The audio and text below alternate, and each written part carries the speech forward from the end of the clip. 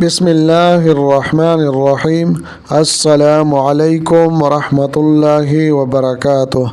عزتمند مسلمانانو ورونو خويندو، امید لرم چې تاسو به روغ جوړ بئ او خوشحال بئ. زما د الله رب العزت نه دا دعا ده، دا سوال ده چې تاسو چرته هم یئ، الله رب العزت مو همیشه د پاره روغ جوړ خوشحاله و باد ساته، امین. عزتمندو، نن د یوې نوې او خاص وظیفې سره زه ستاسو مخکې حاضر یم. نن درته محترمو د جمعې مبارکې د شپې داسې عظیم الشانه او خاص وظیفه بیانوم چې دا به تاسو په خپله زندګۍ کې په لومبي ځل باندې واورئ.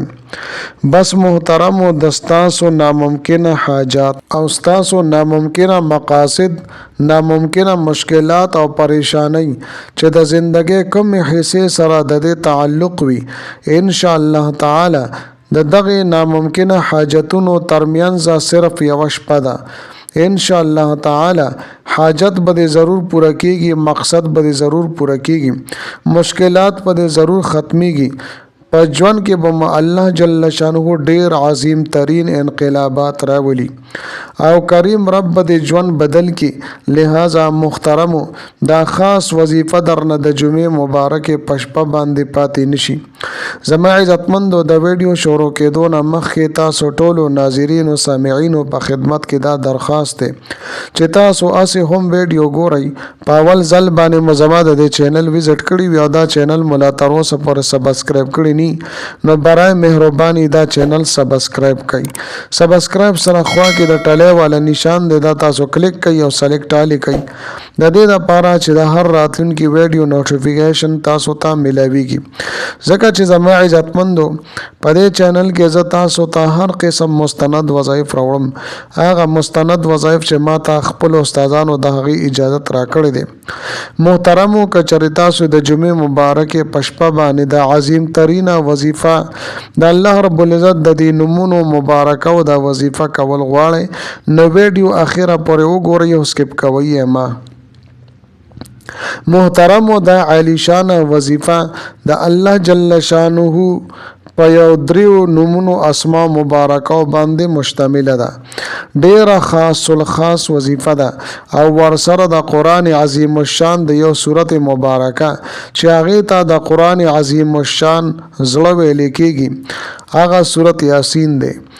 د الله جل شانه دغه درې اسماء مبارکه چې په هغه کې یو د الله جل شانه اسم ذاتی دی، یعنی یا الله، او نور د الله جل شانه صفتی نمونه دي، یا رحمان، یا رحیم.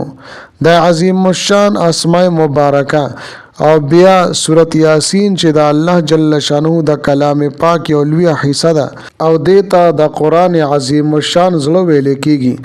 لکه څنګه چې زما عزتمندو، د انسان زړه ته د انسان په بدن کې یو خاص مقام حاصل دی، دغه شانتي هر یو صورت خپل خپل ځان ته یو لوی مرتبه ده.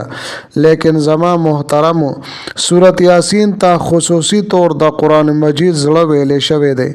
لہذا زما عزتمندو، دا خاص عمل او دا لاجواب عمل تاسو په خپل زندګۍ کې په لومبي ځل باندې اورئ.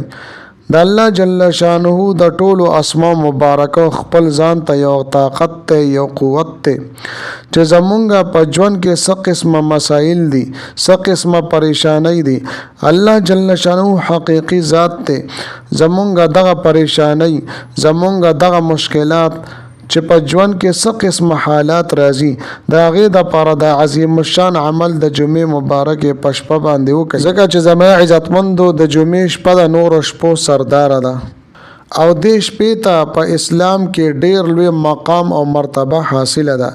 لہذا د مشکلاتو نه د بچ کېدو دپاره، د پریشانو او د بیمارو نه د بچ کېدو دپاره او د هر قسمه حاجتونو د پوره کېدو دپاره دا وظیفه او دا عمل تاسو وکئ او وخت ضایع کوئ ما. ان شاء الله تعالی الله جل شانه به تمام ناممکنه حاجتونه چې مونږ ته ناممکنه ښکاریږي، لیکن الله جل شانه ته هیڅ چیز هم ناممکنه نه دی، هیڅ کار هم الله جل شانه ته ناممکنه نه دی. کریم رب دستاسو دغه ناممکنه حاجت پوره کړي. چې څومره حاجات وي دغه تمام حاجات به الله جل شانه د تاسو پوره کی. بس پوره یقین سره تاسو دا وظیفه وکئ او بیا ګورئ چې څنګه د تاسو حاجتونه پوره کیږي. دغه شان زما عزتمندو په قرضونو کې څوک راګیر وي الله جل شانه به قرضونه ختم کی. که کاروبار یې نوي روزګار یې نوي الله جل شانه به ورته د حلال او کاروبار او روزګار ور نصیب کی او د حلال او د رزق دروازې به پر الله جل شانه پرانیزي. او که څوک د نوکرۍ د حصول د پاره دا عمل او دا وظیفه کوي ان شاء الله تعالی الله جل شانه ورته بهترین ځای کې نوکری ورکی. دغه شانته زما محترمو هغه مسافر رونه او خويندې چې د هغوی سم مشکلات وي په مشکلات او تکالیف کې راګیر وي نو هغه د پاره هم دا ډیره مجربه او مفیده وظیفه ده. یا هغه څوک چې بهر ملک ته تلل غواړي مګر په کاغذاتو کې او په ویزا کې مسلې وي نو د هغه د پاره هم دا ډیره خاص وظیفه او عمل ده. دغه شان زما عزتمندو د چا اولاد نوي یا د چا اولاد شته د هغه نافرمان وي نو د نافرمان اولاد د پاره هغه پر راس باندې دراوستلو د پاره تاسو د عظیم الشان او لا جواب وظیفه کوي ان شاء الله تعالی الله جل شانه بستاسو اولاد دستاسو دسترګو یا خواله او ګرځوي. یا یو زنانه ده او داغي خاون بد مزاج ده بد اخلاق ده او داسې محفلونو کې کینی داسې زینو کې کینی چې ژوند تبا کیږي نو داسې خاون پر راس دراوستلو د پاره هم تاسو دا وظیفه کولی شئ. لہذا زما عزتمندو دا وظیفه صرف د یوې شپې وظیفه ده. د دې پکولو سره به الله جل شانه د تاسو ژوند بدل کی. او زما عزتمندو رازم وظیفه طرف ته مکمل ترتیب او طریقې کار ز تاسو ته بیانوم. زما عزتمندو د دې ترتیب او طریقې کار ډیر زیات آسان دی. بس پورا توجه سره او دیان سره تاسو صرف یو شپه دا وظیفه وکئ او ازمو کوي بیا تاسو ګورئ چې د تاسو په ژوند کې څنګه عجیبه انقلابات الله جل شانه راولي. العرض زما ورونو کله چې د جمعرات رضوي د زیارت رضوي او د پسې بیا شپه راځي یعنی د جمعې شپه راځي ورپسې د جمعې رضوي نو په دغه شپه باندې به تاسو دا عمل کوئ او دا عمل او دا وظیفه به تاسو د ماسخوتن موز نه پس کوئ. کله چې مزما عزتمندو د ماسخوتن منځو کو نو بیا به یو سیټ ته تاسو کېنه یو طرف ته به تاسو کېنه یو چا سره به خبرې اترې نه کوئ. کچری سورت یاسین تاسو ته په یادو باندې یادو ښه خبره ده او که په یادو باندې تاسو ته نه درتلو نو بیا به قرآن مجید را واخلئ صرف یو پیره به د سورت یاسین مکمل تلاوت تاسو وکئ. کله چې مو سورت یاسین اولستو نو قرآن مجید به بیا بند کئ او کېک بیک دی. د دې نه پس به زما عزتمندو د الله رب العزت دا درې نومونه دي. یو د الله رب العزت ذاتی نوم دی او دو د الله رب العزت صفتی نومونه دي. نو دا به تاسو 11000 مرتبه 11000 پیری 11000 مرتبه 11000 پیری به تاسو د دې ورد وظیفه وکئ. تسبو باندې کوي کاونټر باندې کوي یا کجورو گیټ کو باندې کوي یا په کانو گیټ کو باندې کوي خو چې پاک وي پاغي باندې تاسو دا وظیفه دا عمل کولی شئ. یا الله یا رحمان یا رحیم یا الله یا رحمان یا رحیم پورا توجه دیان سره به تاسو دا وظیفه وکئ. محترمو تاسو ته به دا تعداد زیات معلومیږي خو د دې ډیر لوی اثرات دي او ډیر لوی برکات دي خو صرف د الله جل شانه درې نمونه دي زر ویل کېږي ټیم په دې باندې دومره نه لګي.